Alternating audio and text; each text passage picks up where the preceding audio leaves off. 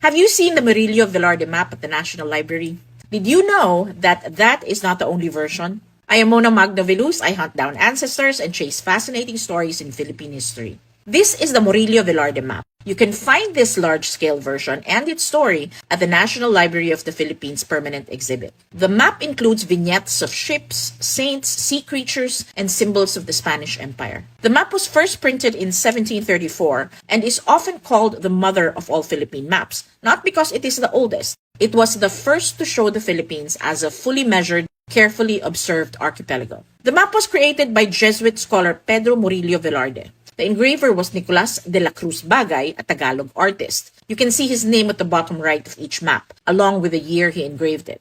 The large map printed in 1734 was not the only version. The engraver made smaller copper plates of the same map over the years, meant as attachments to history books. I saw some of these maps and books at the Leon Gallery recently. It was also my first time handling books with lambskin covers. The first book is Historia de la Provincia de Filipinas de la Compañía de Jesús, published in 1749. The book covers Jesuit missions in the Philippines, the affairs of the governors, naval battles, Sangli revolts, and broader colonial activities. The smaller version of the Murillo Velarde map from this book more clearly depicts the tiny group of islands on the west side of the archipelago known as Galit, Panakot, and Lumbay. These have been cited as evidence for our claims in the international dispute over the West Philippine Sea.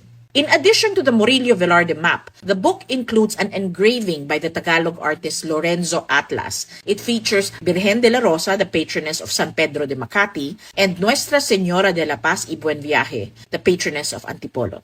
The second book, or should I say set of books, is the 14-volume Historia General de Filipinas, written by Juan de la Concepcion, published in 1788. It also contains a smaller fold-out version of the Murillo Velarde map, 1/4 of the original, but there is a difference, and it comes with a side story. The Jesuits were expelled from the Philippines in 1768, but the map was made by a Jesuit priest. The term Compañía de la Jesús, or Society of Jesus, Jesuits for short, was removed from the map that accompanied this book series.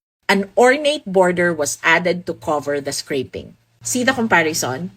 These rare books and maps are going under the hammer at the Asian Cultural Council auction on February 14 at the Leon Gallery. What this all reminds us is that maps are never just maps. Given the ongoing debates over the West Philippine Sea, we know that maps are living documents. They can be revised, resized, censored, and repurposed. The Murillo Velarde map did not change because the islands moved. It changed because the powerful mandated it.